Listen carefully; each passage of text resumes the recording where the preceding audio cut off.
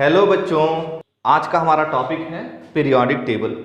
ये periodic table, यहाँ periodic table लिखा है, हो सकता है थोड़ा सा शाइन कर रहा हो, लेकिन ये पीरियोडिक टेबल हम पढ़ने जा रहे हैं। और आपने पीरियोडिक टेबल को याद कर लिया होगा।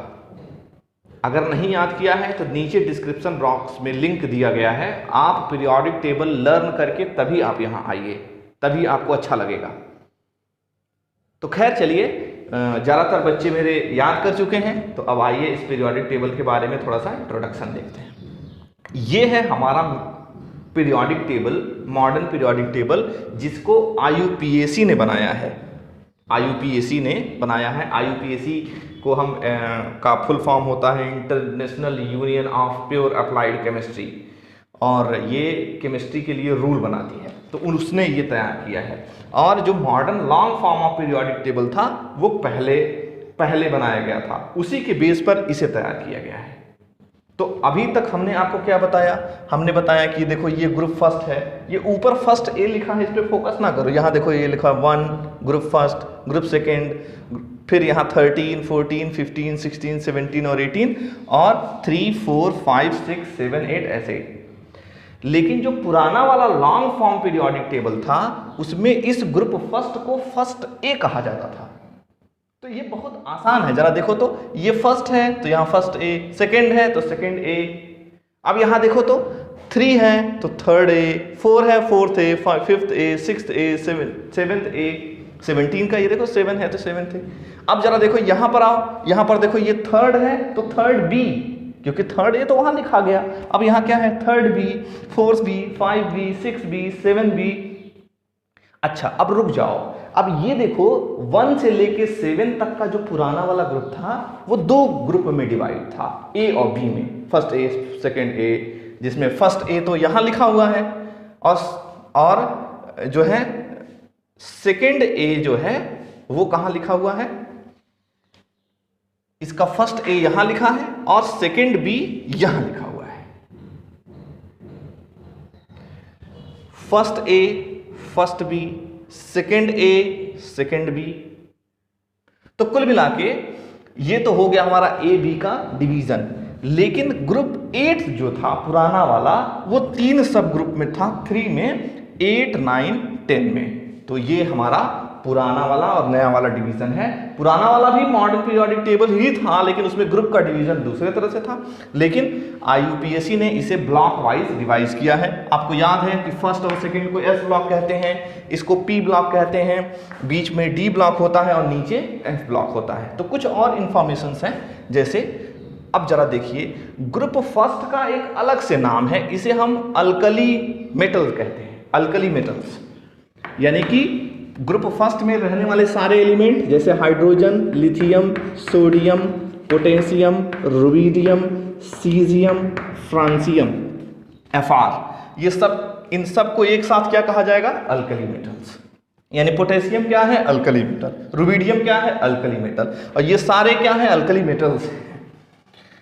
अब आएगा यहां पर बेरिलियम, बेटा, मागे, कार, स्कूटर, बाजा, रेडियो।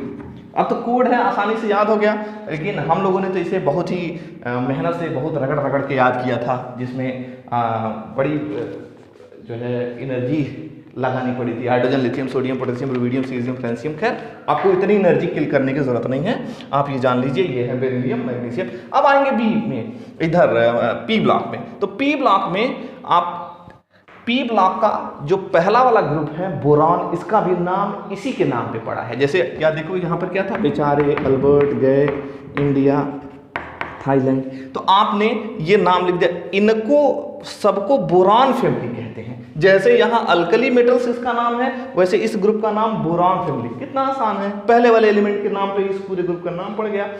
तो दूसरे वाले को क्या कहेंगे? कार्बन फैमिली, अगले वाले को नाइट्रोजन फैमिली, अगले वाले को ऑक्सीजन फैमिली, और लास्ट वाले को हम फ्लोरीन फैमिली नहीं बल्कि हैलोजन कहते हैं। तो मैंने यहाँ हैलोजन, देखो ये हैलोजन लिखा हुआ है, हैलोजन को इंडिकेट एरो बना के कर दिया है, इसे हैलोजन कहते हैं। अब देखो एक और बात है कि ऑक्सीजन फैमिली का एक और नाम है कैल्कोजन, CHALCOGEN, कैल्कोजन कहते हैं। उसके बाद नाइट्रोजन है, तो नाइट्रोजन फैमिली का एक और नाम है निक्टोजन। निक्टोजन को यहां मैं लिख देता हूं PNICTOGENS, सब में प्लूरल लगा सकते हो आप। तो निक्टोजन्स को कहां इंडिकेट करवा दें हम, तो कह दो एस ब्लॉक में कौन कौन से alkali metal, alkaline earth metal. P block में है हमारा boron family, carbon family, nitrogen family, oxygen family, और फ्लोरीन वाली को हम हैलोजन कहते हैं। एक और बात, ऑक्सीजन और नाइट्रोजन फैमिली को, ऑक्सीजन फैमिली का एक और नाम है कैल्कोजन और नाइट्रोजन फैमिली का एक और नाम है निक्टोजन। निक्टोजन की स्पेलिंग PNICTOGEN। तो ये तो हो गया हमारा सारे ग्रुप का नाम, ऐसे ऐसे वर्टिकल नाम। अब कुछ और बात है, बीच वाला जो है ये जो जिसे हम डी ब्लॉक कहते थे, उसका एक और नाम है, इसको हम ट्रांजिशन एलिमेंट्स भी कहते हैं। क्या कहते हैं? ट्रांजिशन एलिमेंट, और इसका नाम मेटलाइट्स भी है। तो generally S block metal, P block non metal, middle में मेटलाइड। अलग अलग नाम अगर देखा जाए तो alkali metals, alkaline earth metal, pnictogens, boron family, carbon family, pnictogen, chalcogen और हैलोजन। अब इसमें एक डिवीजन और है, हम पूरे एस ब्लॉक और पूरे पी ब्लॉक को एक साथ रिप्रेजेंटेटिव एलिमेंट भी कहते हैं। तो कोई पूछे रिप्रेजेंटेटिव एलिमेंट्स क्या हैं, तो हम कहेंगे रिप्रेजेंटेटिव एलिमेंट्स का मतलब है ना, एस ब्लॉक के सारे, पी ब्लॉक के सारे, group first, group second, S block के, पी ब्लॉक के 30 से लेके 18 तक, उनको रिप्रेजेंटेटिव एलिमेंट हम कह देते हैं। तो ये तो हो गई कुछ बातें पीरियोडिक टेबल की। अब हम थोड़ा सा आगे बढ़ते हैं इसमें।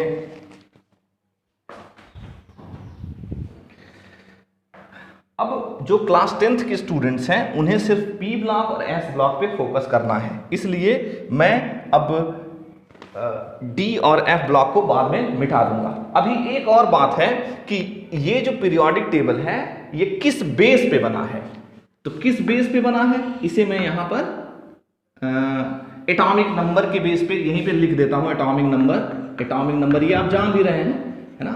एटॉमिक नंबर का मतलब क्या होता है? Number of proton. तो यहां पर सबसे एटॉमिक नंबर सबसे छोटा 1, फिर 2 कहां आया? यहां आया। फिर कहां है? 3, 4, 5, 6, 7, 8, 9, 10।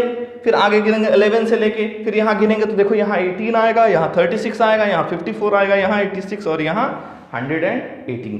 जैसे यहां पर कैलकुलेट करो, काउंट करो जरा, देखो ये 19 है, ये 20 है, 21, 22, 23, 24, 25, 26, 27, 28, 29, 30, 31, 32, 33, 34, 35, 36। देखो यहां आ गया। अब आपको थोड़ा सा यहां भी देखना होगा। अब जब हम पीरियड 6, देखो पीरियड 6 में कुछ गड़बड़ होने वाला है, 7 में भी कुछ गड़बड़ होने वाला है, इसलिए पीरियड 6 में आओ। पीरियड 6 में देखो यहाँ 55 है, कैसे मालूम? कह दो यहाँ 54 है तो यहाँ 55 है।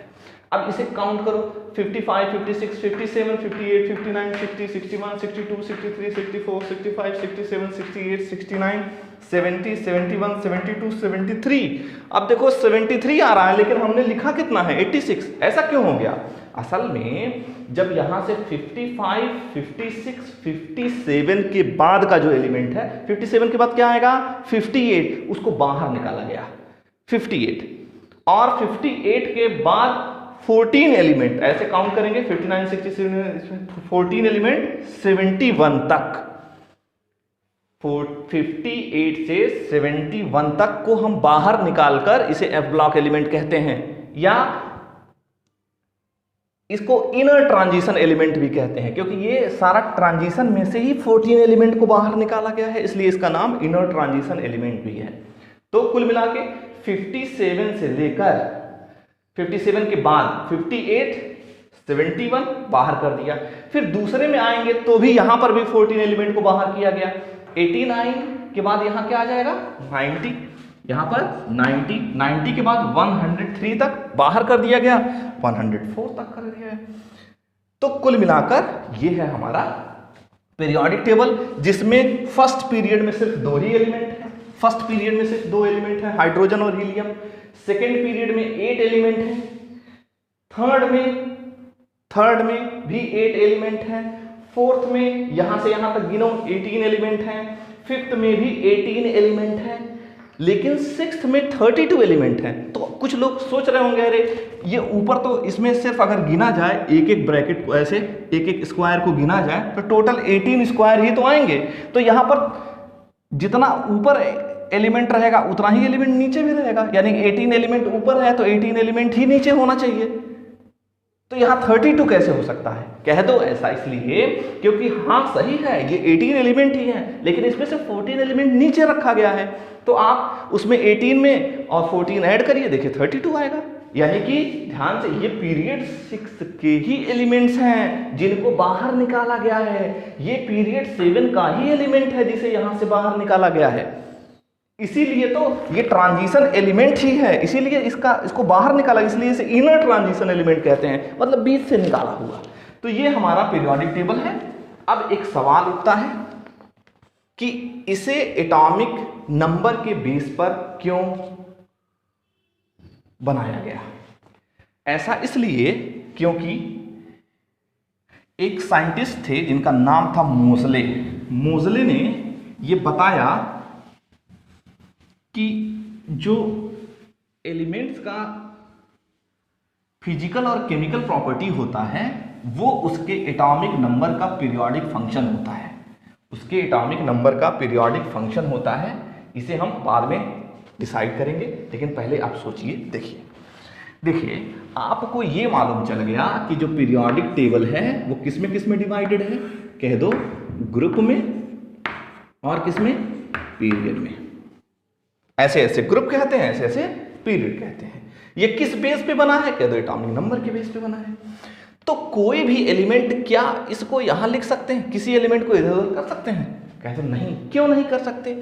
क्योंकि एटॉमिक नंबर के बेस पे अगर आप जैसे मान लिया हम एग्जांपल लेते हैं, ग्रुप फर्स्ट के सारे एग्जांपल लेते हैं, तो क्या क्या? Hydrogen, lithium, sodium, potassium, rubidium, caesium, francium, इसे छोड़ देते हैं। अब जरा देखो एटॉमिक नंबर 1, फिर क्या आएगा? 3, फिर 11, फिर 19, तो क्या आ जाएगा? 3, फिर 11, फिर 19, बाकी को इतना कर। चलिए अब हम इसका इलेक्ट्रॉनिक कॉन्फ़िगरेशन लिखते हैं, तो क्या होगा? इसका इलेक्ट्रॉनिक 1, इसका 2 1, इसका 2 8 1, फिर इसका 2 8 8 1। अब देखो एटॉमिक नंबर के बेस पे हमने इसका इलेक्ट्रॉनिक कॉन्फ़िगरेशन लिखा और लिखते भी हैं। अब जरा ध्यान से देखो, आउटर मोस्ट शेल में सबके 1 1 इलेक्ट्रॉन आ रहे हैं, तो ये जो है ग्रुप को इंडिकेट करता है। यानी किसी भी एलिमेंट का एस, और इन दोनों की बात करें तो किसी भी एलिमेंट के आउटर मोस्ट सेल के या एस ब्लॉक के एलिमेंट्स के आउटर मोस्ट सेल के जिन जिन आउटर मोस्ट सेल में 1 1 इलेक्ट्रॉन हैं उनको हमने ग्रुप फर्स्ट में रखा है। अब देखो पहले वाले में सिर्फ के सेल है, दूसरे वाले में एल एम एन। तो अब जरा देखो पहले में सिर्फ 1 सेल है, दूसरे में 2 सेल है, तीसरे में 3 सेल है, चौथे में 4 सेल है। इसीलिए हम पोटेशियम को 4th पीरियड में लिखते हैं। इसका मतलब है कि जो आउटर मोस्ट सेल है वो ग्रुप को इंडिकेट करता है, ग्रुप को, आउटर मोस्ट सेल के इलेक्ट्रॉन ग्रुप को इंडिकेट करते हैं और total number of shell period को इंडिकेट करता है। उसी तरह से आइए कुछ और चेक करते हैं। जरा देखिए ग्रुप सेकेंड की बात करें तो ग्रुप सेकेंड में हम क्या करेंगे? 2 कौन कौन सा है? बेरिलियम, बीटा, मागे का, इतना लिखते हैं। तो अब बताओ इसका 3 है तो इसका कितना हो जाएगा? 4, इसका 12, इसका 20। इसका इलेक्ट्रॉनिक में 2, 2, 2, 8, 2, फिर इसका 2, 8, 8, 2। अब देखिए इसके आउटर मोस्ट शेल में कितने हैं? 2 हैं, इसीलिए इन्हें किस में रखा गया है? सेकेंड में। इसमें नंबर ऑफ पीरियड 4 हैं, इसलिए इसे पीरियड 4 में, इसे पीरियड 3 में, इसे पीरियड 2 में रखा गया। तो क्या हम और भी चेक कर सकते हैं? बिल्कुल कर सकते हैं। आइए देखिए यहां पर आते हैं, यहां पर एटॉमिक नंबर ऐसे गिनते आएंगे, कितना आ जाएगा? 9। फिर अगला क्लोरीन 17। तो आइए जरा 9 वाले को देखते हैं। 9 का इलेक्ट्रॉनिक कॉन्फ़िगरेशन लिखेंगे, कितना आएगा? 2, 7। अगले वाले का लिखेंगे तो क्या आ जाएगा? 2, 8, 7। तो देखो ये दोनों किस ग्रुप में है? 7th ग्रुप में है। कह दो ये तो 17 मुझे दिख रहा है, तो कह दो ऊपर वाला जरा देखो 7 लिखा है, 7 ग्रुप में है। मॉडर्न वाला अगर लिखना है तो इसमें 10 ऐड करके निकाल लो ग्रुप। तो अब जरा देखो 1 2 3 3 सेल हैं, इसीलिए क्लोरीन थर्ड पीरियड में है। तो इसका मतलब यह है कि ये पीरियोडिक टेबल एटॉमिक नंबर के बेस पे बनाया गया है और उसके इलेक्ट्रॉनिक कॉन्फ़िगरेशन के बेस पर उसका पोजीशन कंसीडर किया गया है। इसका मतलब है कि क्या हम किसी भी एलिमेंट का पोजीशन बता सकते हैं? कहते बिल्कुल बता सकते हैं। अरे भाई पीरियोडिक टेबल तो आपको याद हो गया है, आप उसे लिख लेंगे। अब मान लिया इसका कोई पूछे एल्यूमिनियम 13 है, तो एल्यूमिनियम 13 का हम सबसे पहले क्या लिख देंगे? अब कोई पूछे एल्यूमिनियम 13 का बताओ पीरियोडिक टेबल में ये कहाँ है, किस ग्रुप में है, तो आप क्या करेंगे? सिंपल इलेक्ट्रॉनिक कॉन्फ़िगरेशन लिखेंगे। तो क्या लिखेंगे? 2, 8, 3। इसका मतलब है ये किस ग्रुप में है? थर्ड ग्रुप में है। ये देखो पुराना वाला थर्ड और नया वाला 10 ऐड करके 13।